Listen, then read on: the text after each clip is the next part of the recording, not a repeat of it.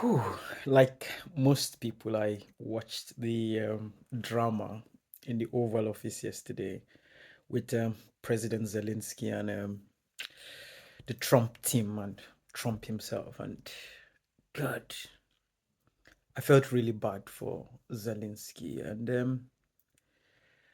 And I've been listening to the entire motion around the problem. And for most people, I mean, um, it looks like Zelensky was literally mobbed, and it was a painful one to watch. It almost brought tears to my eyes looking at him and the situation he's in. But in life, you need to understand the difference between the desirable and the available. So we would all want a world where the Western, civilization and the Western world is all united and, together on everything and and supporting the lifestyle that we want. But the available is that that's not currently the case.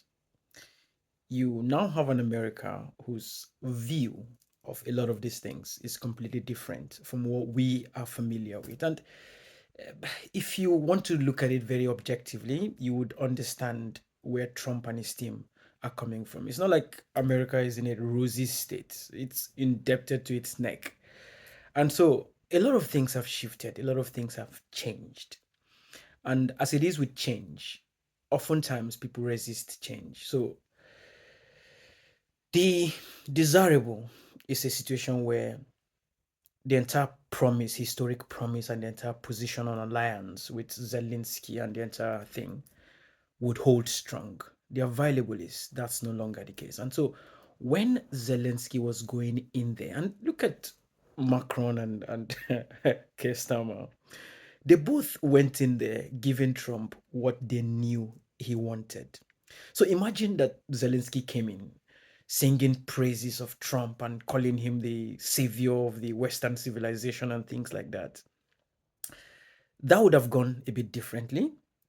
Now, but on the flip side, you would say, why would you treat somebody, especially when they were saying some things that were clearly untrue? But the way exactly what Trump said, he didn't have the cards at that point. Ukraine is not in a very good place. And without the support of America, Ukraine would be in a very, very bad situation. So, is that thing where if the desirable is not available, do you make the available desirable? Do you do what you have to do to get what you need to get? And that's where I think Zelensky would have been able to do a bit better yesterday.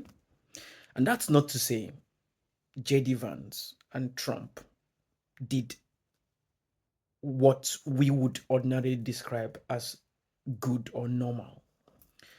But in abnormal circumstances, things have to be done abnormally. And so I think we all saw history unfold yesterday.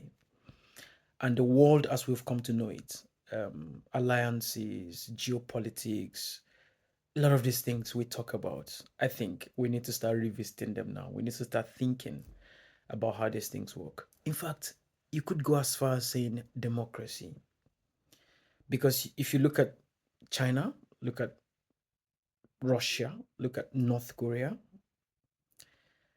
yeah, the economies might be suffering from sanctions and all of that, but I mean, the free world too is not doing that well. So I think there's a lot to ponder on. There's a lot to think about. But I'm still trying to recover from the pain I felt for Zelensky yesterday.